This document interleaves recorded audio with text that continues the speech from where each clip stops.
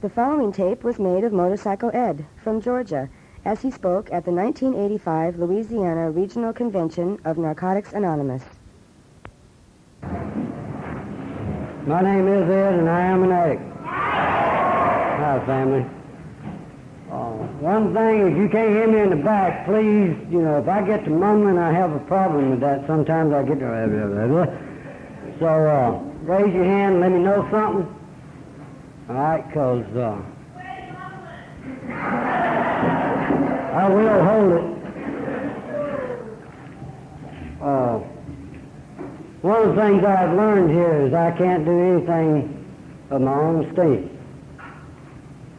And for a lot of years, I went through a lot of pain and agony on the inside with a lot of ego, trying to be, one of those macho playboys, and many of you out there into that, have fun. Had a lot of fun doing that, but it wore out for me. But I want to clear up one thing. What I say is my story, and the way that it happened to me, and the way that I perceived it at the time, and the way that I perceive it today. It is not in any way wanting to cast any stones toward anybody. Because as soon as I cast them, it's like these little napkins have been flying around. You pick up one, throw one, and guess what? You get one coming back. And I cast enough stones, and I try not today to cast any out there, because that's not the way of life that I choose to live today. I'll give you some rough background about where I come from. Is a little small community, or it was at that time. It was farm country. And my first memory is being on a 120-acre ranch where we had a lot of black Angus cattle, and we lived on one part of the main highway split the property, so we lived on one side and took care of the cattle mainly, and on the other side was where the pigs and the chickens and the cows and cotton fields and all that was. Our side of the highway was, for pasture, and that's where we gathered hay and mended fences and da-da-da-da-da. And that life was a good life for me. I went to what was called a country school because, most of the people there were off the farm. We wore coveralls and didn't feel ashamed for it. And when the weather got hot enough and the almanac said it was okay, off came her shoes. And that's the type raising that I come from. And I've stayed there for 7 years, and somewhere in my teens we moved to another place that was a little smaller in the way of the farm. There's still some cows around, but there wasn't no chigs and pickings and things of that nature. Yeah, chigs, what is that? I really don't know. That's a mix, I imagine. See, I don't have all my teeth, and I credit to some of my slurring, to that, plus, the brain damage that I received from doing the dope that I done. It all ain't came back. And I don't figure that it ever will. Because I done enough dope to, float an army battleship, I imagine. I know for one thing, I done my share. And I done every drop that I had to do, and every toke, and every snort, because I wasn't ready till May the 2nd, 1977. And I was ready. And that's when I got clean.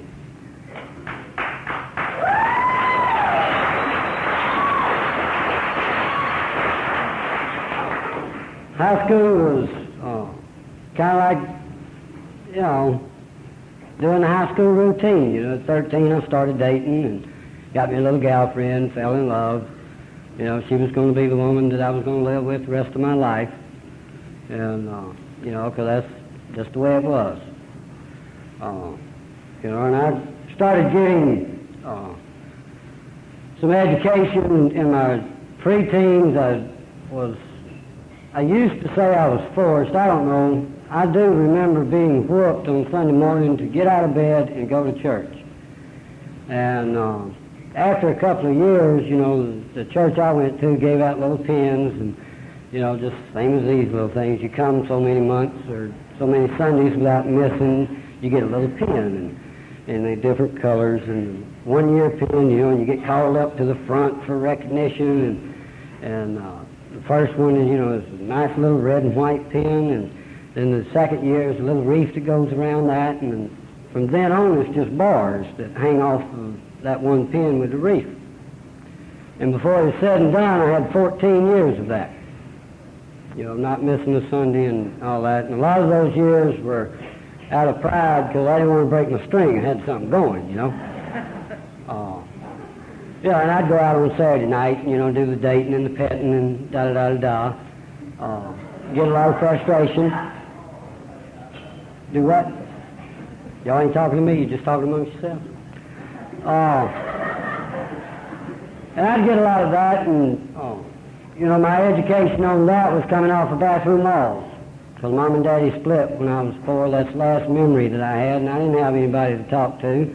Surely the world was not going to go to any of the deacons in the church and say, well, now what do I do on a date? And I had a lot of weird ideas about the way that you're supposed to make love. Go to any bathroom and read the walls. I don't know what's in the ladies' rooms. But high school was good. The one thing that... I'm going to put them down. I can't play with them. You have to clear the room, or clear the podium, because I'd like to talk with my hands. But the main gig in high school was being involved in the high school band. And through that, I got to do a lot of things that I wouldn't have got to do because we didn't have a car. Mama was working a job making $40 a week, supporting 4 kids through high school and trying to support herself. If there's anything left over, she got a little bit. But all through those years, I can say that I didn't go hungry. And a couple of times I did have to take, the hand-me-downs, and, at Christmas, the community would bring things over and things of that nature. And I had Mama called them a double cousin, whatever they are. And they, a lot of years, was the Christmas that we got. And I got 2 older sisters, and I got one brother that is a twin.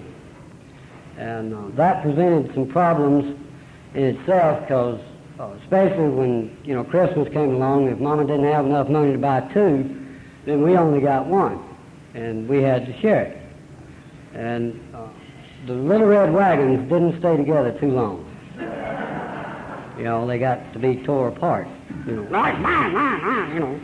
the handle would come off, or the wheel, whatever one of us was holding on to, and it just come from under together.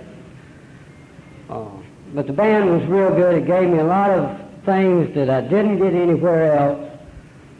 One was a sense of honor when I wore that band suit out in public, or on the football field, or, at any of the competition that we would go to, the different band directors that I had, and I was in there 6 years. I kind of was a little brawny from, toting hay and slopping hogs, and I could keep some type of beat going, so they let me start toting the bass drum when I was still in grammar school. And, that's what I played. It wasn't a snare drum. Snare drum just flopped around too much. I couldn't ever keep it in one place, It just bounced. But the bass drum I could do well. And one instructor told me that everybody on that field needed to hear the beat of the drum. And she was a fantastic teacher, because she got us, before she came the instructor, we got into, doing the everyday run-the-mill, what I call the everyday run-the-mill type halftime shows. You march onto the field and you do a few little twirlies and you march off the field and you play a couple of songs. Well, she got us going, like scattering to all parts of the field. There'd be somebody over in this corner and down in that corner and all around it. And she says, everybody's got to hear the beat. And I said, well, I'm hitting it as hard as I can. And she said, well, that's not hard enough. So I busted the head drum on it. Broke sticks and, it was real good. My twin brother, he played in the band too, and it was like, with this gal friend I had, and he had a gal friend, and all that stuff. And when it came time for the away from home trips, my brother and I would claim the back seats. You know, we had the back seats. Y'all, nobody else sits there. And since there was two of us to fight, nobody ever argued. You know, and he's bigger than I am, even today. But, you know, they just wouldn't argue with us. So, you know, that was interesting. My girlfriend and I, his girlfriend and my girlfriend got together and decided that just for the fun of it, we'd switch girlfriends. You know, we're identical twins, 17 minutes apart, and today the only difference between us is our weight. He talks just like me, you know, and all that good stuff. So we switched, and everything was fine with me. I was going along with the gag and all that, and then he's kissing my girlfriend. Well, I was like, wait a minute, that wasn't in the deal, you know. So I proceeded to kiss his. And she caught on because I didn't kiss like he kissed. You know. Now, I don't know what the difference is, okay? You know. I didn't bother to ask. But all that went okay. I got through high school by the scrape of my teeth. I blamed, in my later using years, I blamed the decay of my teeth on how much got scraped off when I was trying to get through high school. You know, that was a good rational idea. So, but in those years, you know, with the parties and all that, I did use the drug alcohol for the first time as best as I can recollect at the age of 14.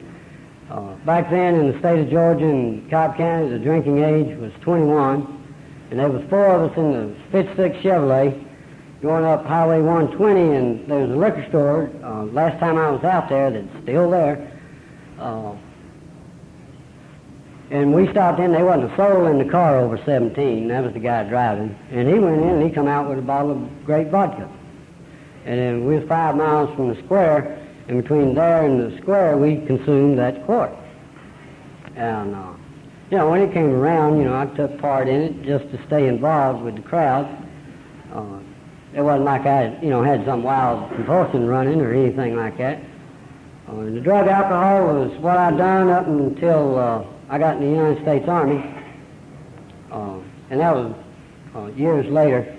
I went, and right after high school, you know, I'd switched girlfriends, you know, and that was real dramatic for me because I had, you know, got this pipe dream going about, you know, da-da-da-da-da, and they throwed a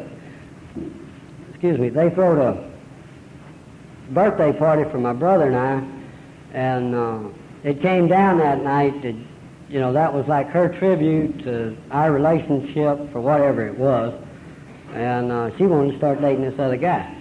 So I didn't have too much fun at that party. And I got a great big broken heart over the whole routine, caught some attitudes that stayed with me for years and years about the way you treat women. And, you know, high school and dating different gals, you know, even at that age I had one gal that was in Marietta, and I dated her on Friday night, and then on Saturday night I had a gal out toward Dallas that I dated, you know, keep them in separate parts of the town. And I was learning, you know, a little bit about that little scam that goes down and this, that, and the other. And after I graduated, I was dating this gal that hadn't quite, you know, she was in 11th grade, and, you know, some of those things that we all look forward to when we were in our teens started coming true. And the lady got pregnant.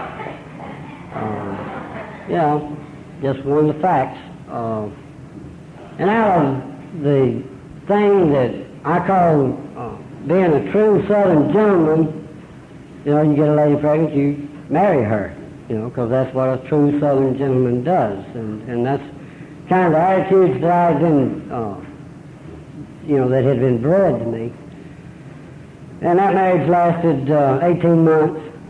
We didn't stay together that long. And I, for a lot of years, blamed that on her.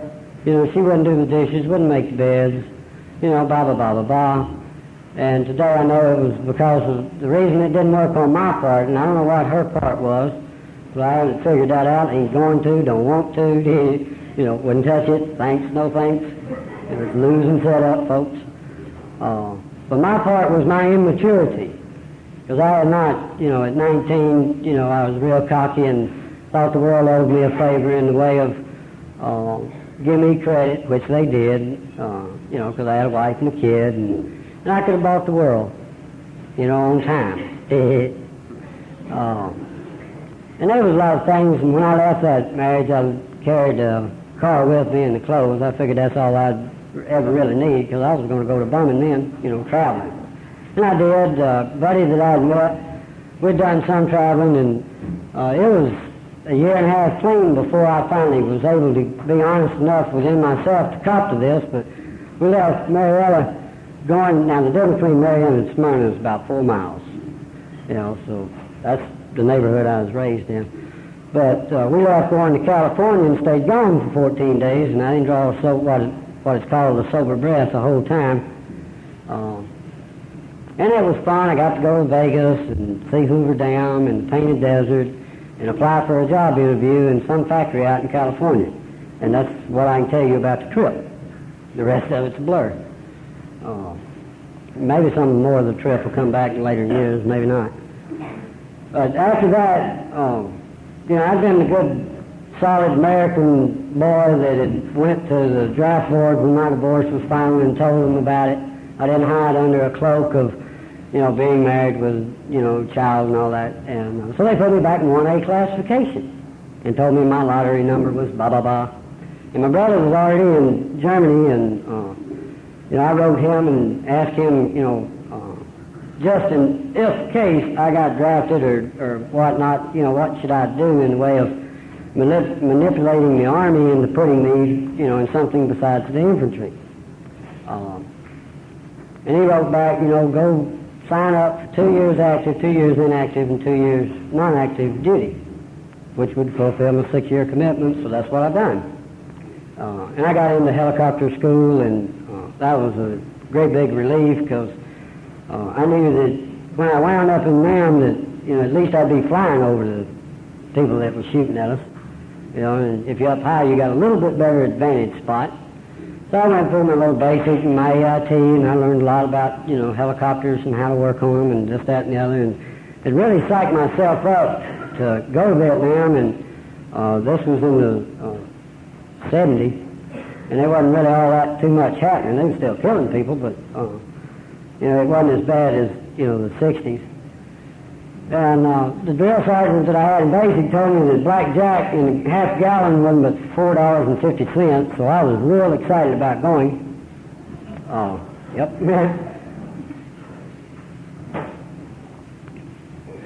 So after all those months of training and, the little guerrilla warfare that they give you and da-da-da-da-da, I got orders for Fairbanks, Alaska.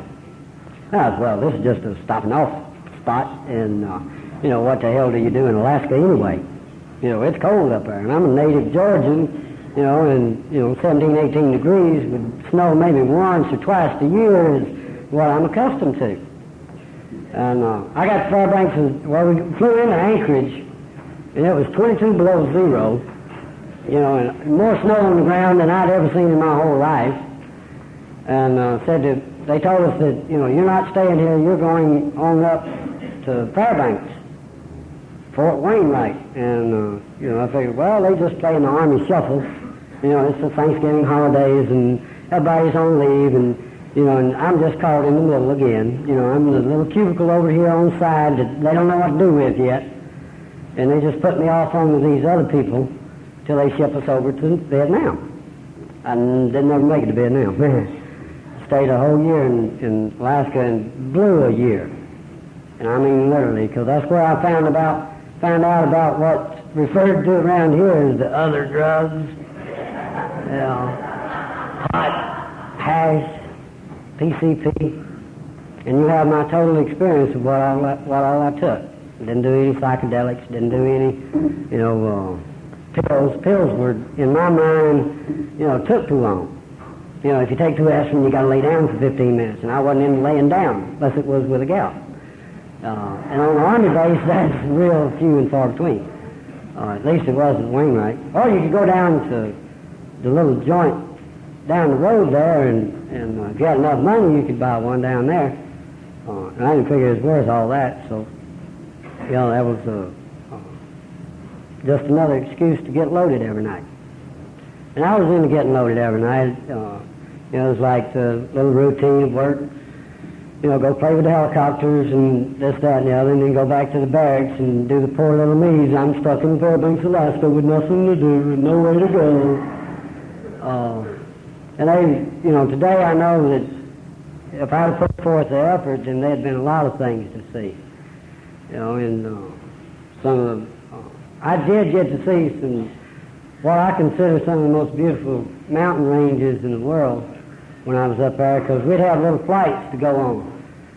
Part of them would be training missions, and I was a nut even back then, because there wasn't too many people that liked to go on the test rides. You know, after you pull maintenance on a helicopter, you got to go out and test fly it.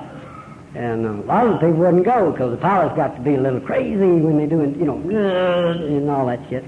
And I loved that. You know, that was the exciting part about being stationed in Alaska, was test flights. And I went around to every officer and told them, you know, give them my name and rank and serial number, and said, you know, when you go on a test flight, please let me know. I want to go. And we went up inside the Yukon a couple of times, and coldest spot I ever been in was 72 below zero, and we were standing in snow just below our belts, and you know, try to move around, work on the helicopters and that, and that was interesting. Like, one of our planes went down in a little remote spot there at an Eskimo village, and like, the only way they had to get around was either walk or two snowmobiles that they had. And it was interesting to spend the night with those people. And at that particular time, they was, you know, we didn't think we was going to be gone overnight, so I didn't carry any stash with me, so I had to rough it out that night. But I did get to, you know, see some of the culture that Eskimo people, you know, actually live by. It's not a fairy tale to them. And I always figured it was. But I went into more and more blackouts, or, you know, ozone levels, whatever you want to call them. You know, during that time, you know, I had, you could buy a little membership card to buy booze at the liquor store on post, and it was cheaper on post than it was off post. And if you bought a little membership card, you got an extra little discount. And this is one of the ways that I was finally able to, you know, accept my disease and my addiction, in that whenever payday rolled around, I'd go buy 4 half-gallons of blackjack. You know, on the deal that it had to last all month, and that was working real good when I first got to Alaska, and when I left, 6 half-gallons wasn't doing it.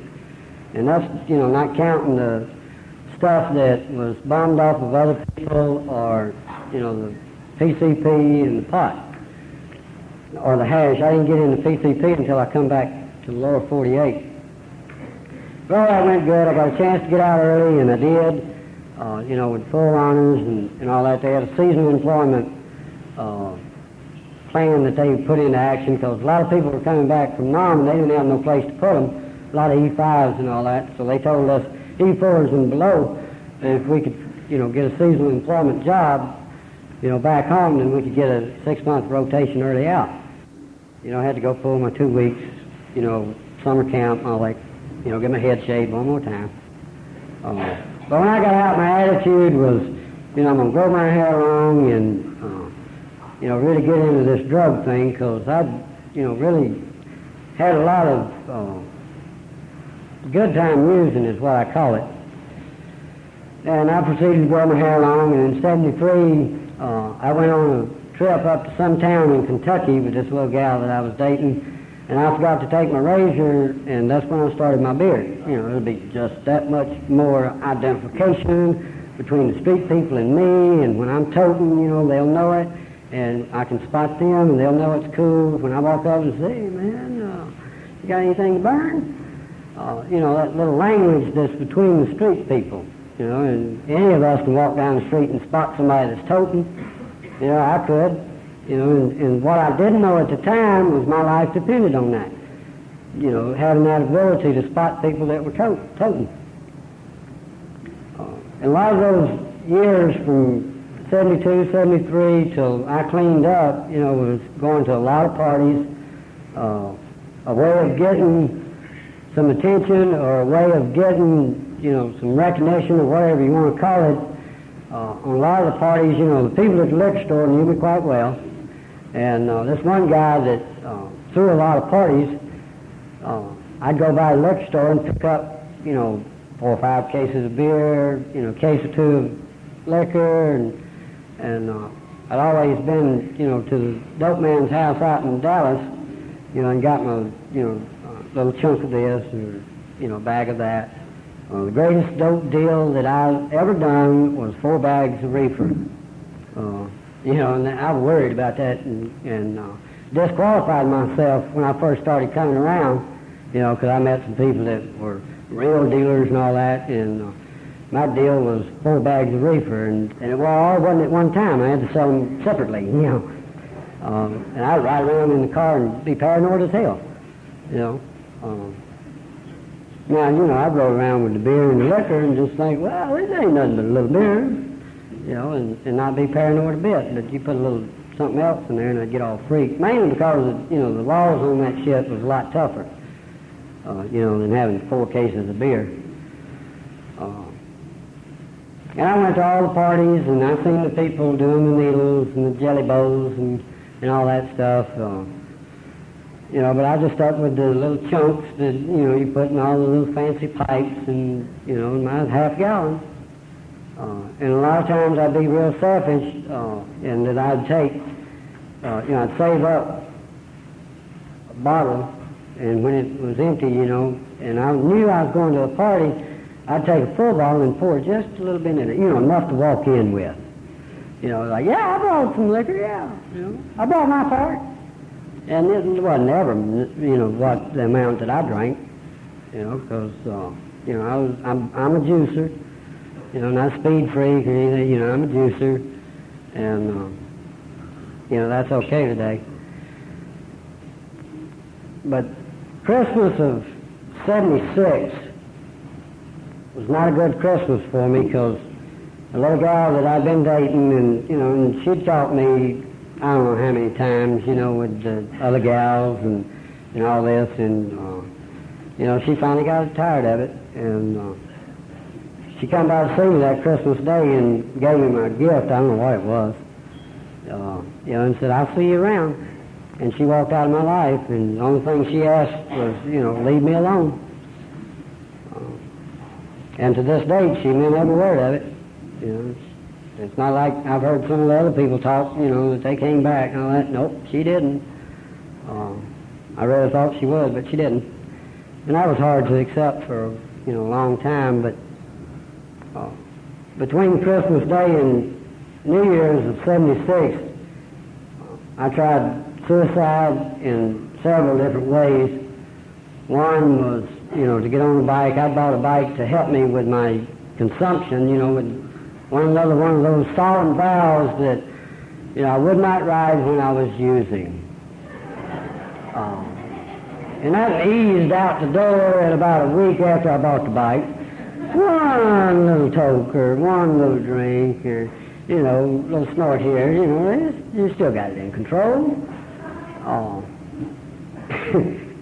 And about, I done that in March of 76, and, by Christmas it was like I was going off to do my thing at a bigger interchange called Brookwood Stations on the expressway downtown Atlanta, just like smash into the wall, and my name would be on the front pages of the Atlanta Journal-Constitution, and, I was so loaded that, my mama was standing there crying and begging for me not to leave.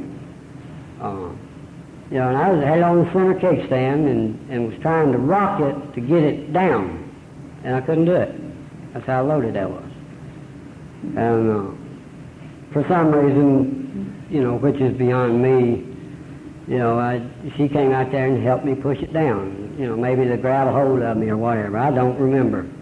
I do remember that my attitude was like, to hell with it, and I just slammed it down in the first gear and let her rip, Jack. And went off to kill myself. And I forgot to bring some nerve along with me. know, but I got to that curve where I was supposed to smash myself, and it just wouldn't come off. You know, the bike just leaned, man, and went into the curve instead of the wall. And I tried that twice. And the third time was like I was going to do it like the rock stars have done it, you know, and I don't think any of it's been really, you know, intentional. I think it's just, you know, the tragedy of our disease, you know, it's like you get so loaded you know, pass out, black out, ozone out, whatever. You wind up on your back and you throw up and, you know, then that goes in your lungs and you can't breathe and you die. So I was going to try it that way. Went to the liquor store, bought 2 half gallons of Black Jack. I'd been to the man's house Thursday night, you know, and got my bag. And 7 bottles of Diet 7-Up. I mean, you know, I was putting on some weight here. 7 bottles of Diet Mix and went to my room on Friday night.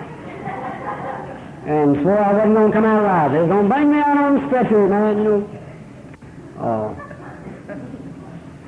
And at 3 o'clock that Sunday morning, I come to at the commode, which was not an unusual event. You know, I'd made terribly good love to a commode for years. But what was in that commode that particular time, you know, I'd seen a lot of things there. But what was in there, you know, besides the blood and all that green gooky stuff, you know, was some little bitty fibers floating around. You know, and it's like, yeah, that's your gut. That's your stomach lining, you know. You know, I mean, it'd take a complete idiot not to see that. So out of all the anger and hate that I had, because I'd walked out of the church at 17 and done the little thing of, you know, rebellious, how do you get even routine of stomping out and, you know, turning around and going, I'll not come back to you. And this was at age 28, and I, you know, tried out to that, what I knew to call then God, for some help. And I don't know about all the reservations, and I don't know about, you know, was I really serious or anything like that. I do know that it was the first prayer that I'd prayed in a lot of years. And 24 hours later, I was sitting in my first meeting. And this is a part that I wished more times than I have ever taken a breath of air that I could change. But like I said at the start, this is the facts as I see it, and this is the way that it was as I could perceive it. And I've been somewhat, you know, checking out a few things, you know, Cobb Douglas, mental health. Always after 5, when you got the tape machine, you know, in Georgia Regional Mental Hospital, you know, tried to get me to come in for a 7-day detox, sign myself in, and I'd been in jail, you know, with a DUI, and I wasn't going behind no locked doors, you know. I got out of there once, and you ain't getting me back. Voluntarily, you want me to sign in? No way, Jose. But I did, you know, that Sunday, called Alcoholics Anonymous, you know, the hotline, and they told me about a meeting. And, you know, for some reason that Sunday I didn't drink, you know, but 2 little drinks. Now, to me, 2 little drinks was 2 10-ounce jars, you know, with all but about an inch from the top liquor, and then you just pass the mix over the top there, you know, get a little bit for flavor. So in my realm of thinking, you know, I hadn't had anything to drink, you know. I hadn't smoked anything that day. I really tried to find that meeting. You know, it was in Cobb County. I'd lived there for years and da-da-da, and couldn't find it. Found the street, but I didn't find the number. And I went home and had one more drink and went to bed, and got up the next day and went to work, you know, with one of them 40 green headaches, you know, hangovers or whatever, and got home from work, and for the first time in years, I did not mix a drink when I walked in the door. I didn't roll a number, I didn't do anything. it was just like, dead end street. I just didn't know what to do, and I called the hotline number again, and they gave me the address of the same meeting, and I told the lady, that I'd tried to find it, and she said, well, sir, it's there, and I said, I've lived in this county 28 years. It's not there. And she said, well, sir, I've been there. I know it's there. And I, well, when you're caught in a box like that, you got to move a little bit. I said, well, do you have anything else? And she told me about another meeting up on Canton Road, and I went up there and didn't tell me what it was, just gave me an address. And it was a Presbyterian church. And I sat in the parking lot for a long time trying to figure out, whether or not I was going to go back to church again. And I watched some people go in, and, they looked like people. They didn't have no names tagged on them or nothing like that. And I decided I'd go in just to, see what was going on, check it out. And I did, and walked in the back door. The front door was not the way for me to go into anywhere. It had not been the way for me to go into anywhere for a long time. You always go in the back door. And wound, opened the door and walked in this fellowship hall, about half as big as this room. And there was a couple of people down at that end of the room, and there was a coffee pot and a table and a couple of chairs. And one guy come walking toward me, because, I went in and closed the door and back up against the wall. No, that's the thing you do. You just check it out, see if you need something to fight with or not. And he come walking toward me, and I said, well, I'll get this Jesus freak off my ass quick. Find out, where this so-called meeting is. And he stuck out his hand and he said, welcome, my name's Bob. And that meant something to me. That was the first time that I've been welcomed, openly into anywhere, by anybody for years. Because even the guys that I used with, their wives had got tired of it. Do not come back here if you are drinking. The wives get a little aggravated with you. And some of the guys did too. They quit running with me. The guys that would ride with me, finally said, Ed, I'm not going to ride with you no more. You're a little wild. I wouldn't do anything except, have a little honey on the back and be riding down the street and let go of the handlebars and stand up on the foot pegs and turn around and go, and this is a Honda, it's not a Harley, and the Harley's balanced real good. Hondas weave to the left, mine does. I don't know about y'all's, but mine does. And, that's just love and grace. But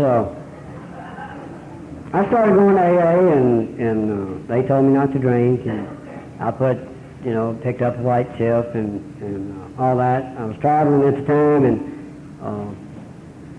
the guy I was traveling with was, one of the guys that I used with, the main one, and all that lasted 2 weeks, and I went out of town again. And that's the reason I don't believe in what's called slips, because when I crossed the Tennessee River going up 75 to Knoxville, I knew I was going to drink again. It was not, the bottle just suddenly appeared in my hand, man. This tape is continued on side 2. There ain't been no dope, in the way of a joint come floating into my, smoke me. So I don't believe in that. If you want to talk about slips, go talk to the monkeys. They play with bananas and it's slippery, fine.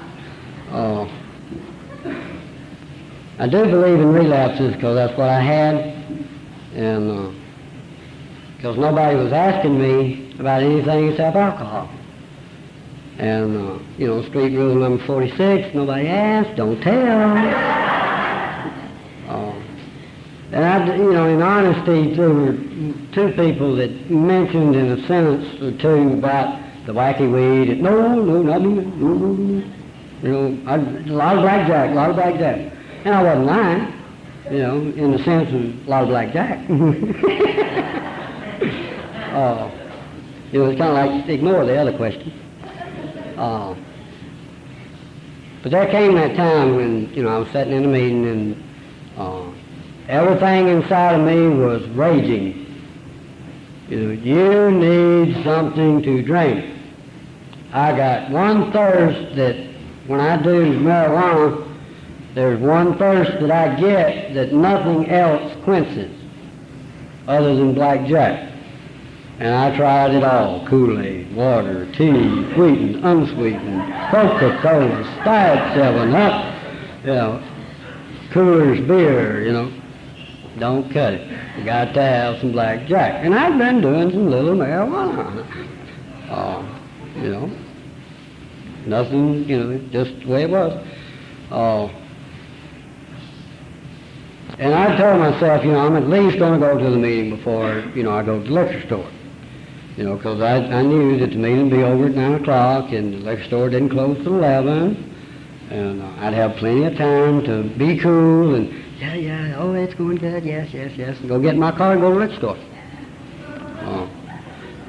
And about 10 minutes after 8, there's a guy come walking in the door, and, since I was into fitting in with the crowd, I done what everybody else done. I turned around and looked to see who it was.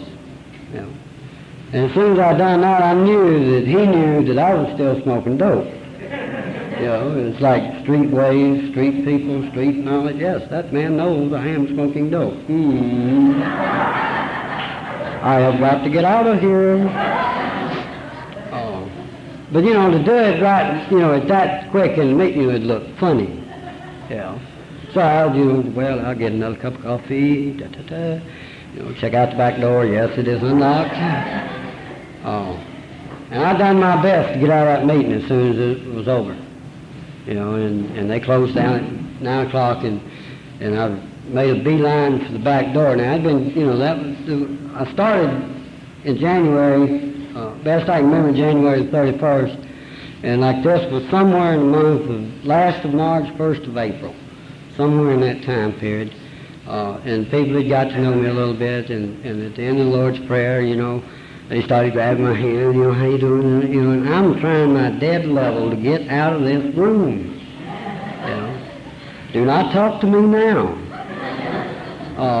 And by the time I got to the back door, they'd flop the bar down on it and put the lock in it. The safety burglar lock. Oh, no. I turned around as well. I know what I'll do. I'll go out to Al-Anon room and skate back, and zip. You know how you zip out of it? I got 1 foot from the door, and this guy stuck out his hand and said, "Hello, my name's Bo." And 6 hours later, we finished our conversation. And he brought me the message of Narcotics Anonymous.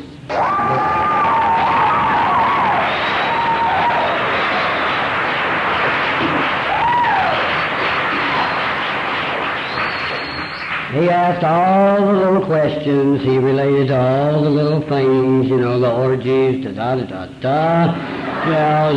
little games you play on the street, he knew them all. And I've done, the little thing of running a bluff and this, that, to no avail. I did not have it together good enough. And on the dare, we got to talking, and he says, "Well, now, there's a meeting on Friday night." And, well, I got somewhere else I need to go Friday night. And he said, "Well, why don't you come out to this one little meeting we got? I mean, it'll be small and da-da-da, So I said, well, I don't know, will there be any good-looking women there?" "Yeah, okay, I'll be there." And I got all pivoted up, and, I had one pair of jeans that was, a little faded, but didn't have any patches on them, and got my best fitting shirt. I was up over 200 pounds at that time, and there wasn't too much that I had at the time that would fit me. And I put on my best shoes and all this, and went strolling into the meeting. And there was a guy running around in a white outfit. And I thought, we have a guru with us tonight. I'd heard about the gurus, and he came up and he's playing with a table over there that had some fruits and berries, gosh, what's he doing that for? And he introduced himself, and I'm in this, slick, cool deal. What's happening, baby? And we're going to have a birthday party tonight. And, oh, yeah? Yeah, I like parties so good. And I said, well, by the way, how old is this person? And he said, well, they'll be 1 year old.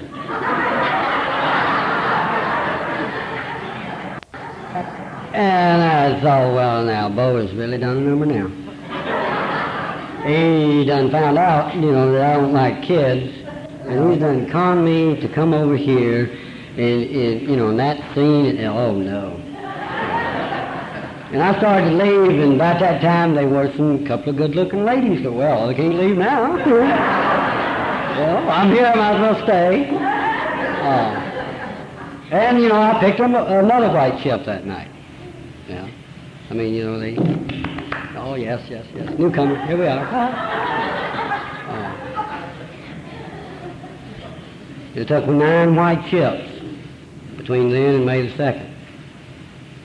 Because I couldn't catch how little bitty marijuana, God-given, God grows it in the ground, man. Don't you know?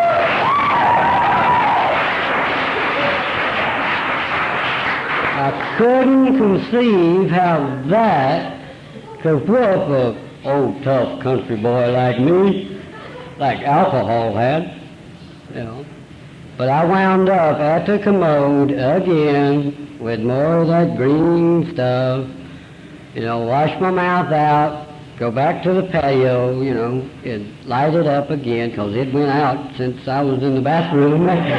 Nobody was smoking it. And, light it up again, get it halfway in, up it'd come, and back we go. And that was what May the 2nd was like for me. And I, done the very best that I could do to surrender. That I couldn't do any mind-altering, mood-changing chemicals in any shape, fashion, or form. And I knew from the dead get it was going to be a hard road. It was not going to be an easier, softer way. Staying off of all mind-altering chemicals is hard. And if you're new here tonight, don't get to thinking that it gets easier. It gets better, yes. It does not get any easier. It hasn't for me. In my recovery, I've seen the days when I was sitting in my bedroom with a gun in my hand and would blow my brains out. Mainly because I wasn't working the program at 4.5 years clean. You stop praying, I stopped praying, I fired my sponsor, told him, him and I could not relate anymore. You went head over heels into a relationship that done me a lot of good in a lot of ways, but it just wasn't feasible,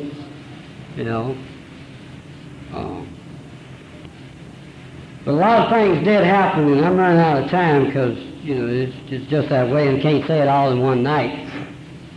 But a lot of my beliefs and this, that, and the other I acquired between May the 2nd of 77 and January the 3rd of 1982. I went to a lot of places. I got to see a lot of things. I got to see a lot of growth. In Narcotics Anonymous, I checked out 4 other things. I went back to church. I tried, to keep going to AA. I tried agape. And, I considered going back to the way it was, And I checked all those things out. That's what they told me to do. Find something you can live with. And all that doings and traveling here and seeing this and seeing that and all that stuff led me to surrender to Narcotics Anonymous. And that's, where I'm at today. And, and I'm a bull-headed type guy. I found something that works. One of the problems that I have today is, believing very strongly that it can work for anybody as long as they'll work it, I get to talking to newcomers, and I get, I catch myself sounding just like that Southern Baptist preacher, want to beat on the podium and shout and, and all that other stuff. And that's been one of the fears that I've had, in telling my story. That's all I knew before I got here was, that's the way you get up and talk in front of a congregation, You get real excited and you shout and you scream and this, that, and the other, And when I get to talking, sometimes I get just excited and adrenaline gets flowing and, and I have to slow down, ease up a little bit because that's a strong belief for me. I base my life on that today. It's not a mamsy-pamsy little, well, you come in and you get cleaned up and you get new clothes and you get a fancy car and you get a good-looking girlfriend and and everything's okay. And I've seen countless numbers die behind it. Cut your hair, shave your beard, sell your motorcycle. And they told me to do it. I ain't you call my left nut before I sell my motorcycle. And I ain't shaving. I've done that one time, to please a little gal. She wanted to see what I look like. And I shaved, and of course, since I hadn't shaved in a while, I cut myself to ribbons, sharp razor, and shaky hands. And I went to Susan, she'll grow it back.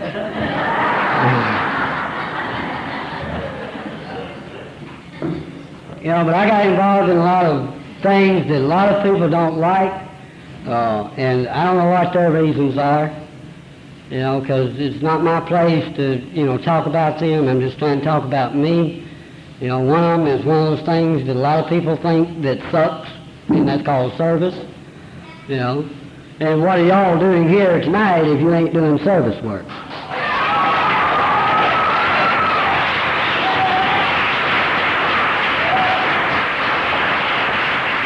Every time you show up at a meeting, guess what? You're helping carry the message. The gig is up. You're in service. So what's the bad about it? What's the bad about picking up ashtrays, talking to a newcomer that's just finished throwing in your lap, throwing up in your lap, and it's shaking, and I get emotionally involved, because my life depends on it. It's not, because of the titles, and I've had titles. Could have more if I wanted them. I want more people, folks. The family that I belong to, I want more. It's a dope fiend thing. I won't settle for watered-down apple pie. I want real apples with real whipped cream with real cherries on top. And I'm willing to stand up for that and fight for that. And yes, that means, getting criticized that you're radical. God, do you know where they started a meeting at, man? I mean, it's in that jail or it's in that institution, or did you know he missed a day's work because he was up to 5 in the morning talking to somebody that was storing up on him? Ain't he crazy? Or he spent his last $20, to go to a convention. Or, he allowed people to come and live in his house.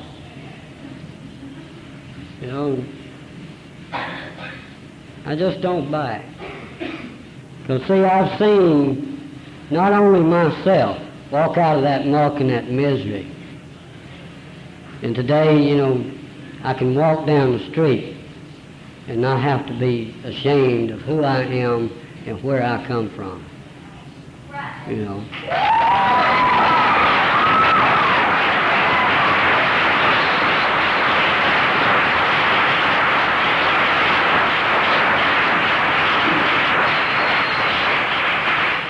It is a fact society has a conception of us that in years past it has been true. Yes, we did rob and we did rape and pillage and da-da-da-da.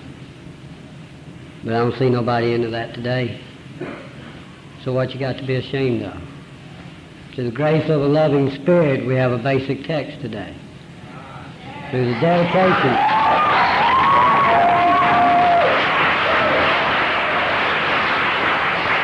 That was another part of my coming to believe. Because I didn't believe there's anybody working on a book. I'd been told there were. The Wichita conference had went down, and I don't know why I didn't go, just wasn't interested, I guess. Other things to do.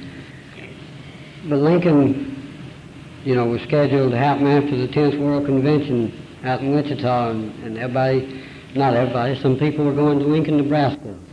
And I went there and I seen 60 people that had hope, that sat around tables and read things that had been written down and typed them up, took little scissors that they used in kindergarten and cut little pieces out here and took that little stick of glue and glued it there and, well, what else do we have that might go with that? And, figured fine. And then you take the mimeograph machine and you run 1,300 copies of one piece, or, ever how many. It was hard to keep up with the amount of copies we made, you had to make a copy for the archives, and you had to make a copy for use, and then a copy that went somewhere else, And I've seen people give of themselves, in the hope that someday maybe we could have something to give that newcomer that walked in the door besides, well, man, this is about it.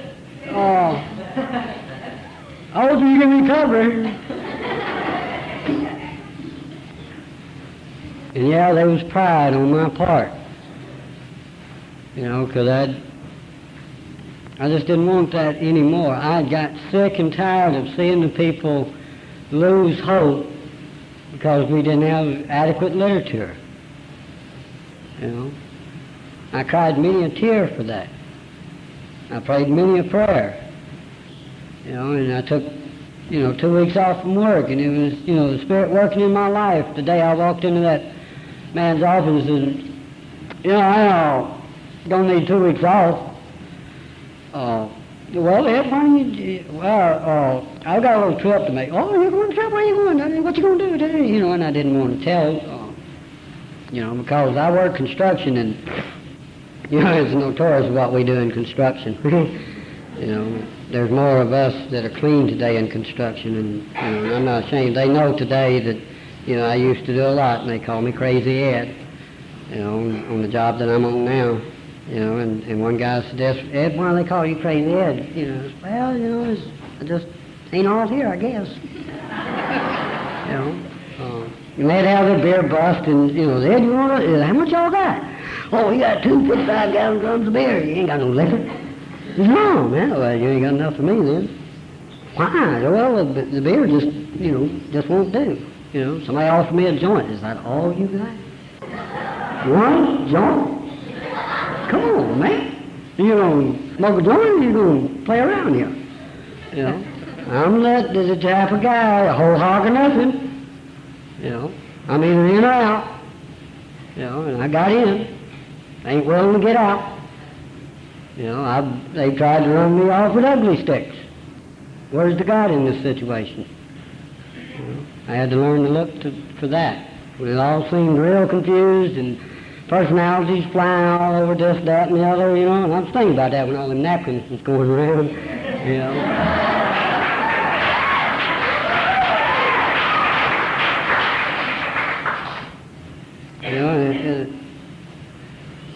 It's difficult for me to speak it because I get so emotionally involved. And, that does bring problems because, I'll, bold-face you in a hot second. When you tell me that somebody that's, detoxing ain't got a chance in Narcotics Anonymous. Go tell it to somebody else. I ain't buying. Because all I got to do is reach out and pinch me. I made it. And today I had I was the regional representative at the World Service Conference in '82 when the vote for the book came up. When the motion was actually put on the floor to approve or disapprove. And I had 5 years of emotional involvement in that motion. And the region that I was representing, the group conscience for that region, had instructed me as their service representative to vote no on that book. And that was one of the hardest things I ever done. Not the hardest, cleaning up was the hardest. But, when it came down, for the actual count, I had to stand up no. And I didn't want to do that. And I told them I didn't want to do it, but I told them I'd do it. Because they had elected me as a servant to serve them. But it came out okay. We got our book. When the vote came out, yes, I jumped up and screamed and hollered.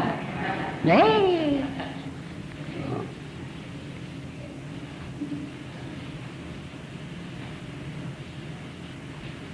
I've read many things, talked to many people. But there's a little paragraph in our text, in our literature, that has become a real favorite of mine, along with a lot of other things. Every time my disease gets a hold of me and like meets me on the bed in the morning, jumping up and down, get up, get up, get up, you're late, get up, get up. That's one of the ways my disease plays with me. 5:30 in the morning and you want to play fun and games, you know? Oh. And I thought that was bad character on my part when, you know, when that started happening, or when I became aware that it was happening, you know, but it's not. It's just one of the natures, one of the characteristics of the disease that I have. You know, same as, you know, I go by, you know, liquor store and I notice liquor store. I used to, you know, George, you can't look at that, man. You know, today, you know, just, yeah, there's liquor store. You know. But this is one of the favorite paragraphs that brings hope, and it brings to my heart a belief that, as I said, I'm willing to die for, if that's what be. Because I got a lot of, you know, honor in Narcotics Anonymous. I got a lot of gratitude for a lot of other things, but I got loyalty and honor to Narcotics Anonymous. And I have obedience to my spirit. And today my spirit allows me to be with you people. The people that understand me the most of anybody I've ever met. That can show me how to live better than I ever dreamed possible. Allow me to be who I am. When at the end of the road we find that we can no longer function as a human being, either with or without drugs, we all face the same dilemma. What is there left to do? There seems to be these alternatives. Either go on as best we can to the bitter ends, jails, institutions, or death, or find a new way to live. In the years gone by, very few addicts ever had this last choice. Those who are addicted today are more fortunate. For the first time in man's entire history, a simple way has been proving itself in the lives of many addicts. It is available to us all. This is a simple spiritual, not religious program known as Narcotics Anonymous. Thank you, and I love you.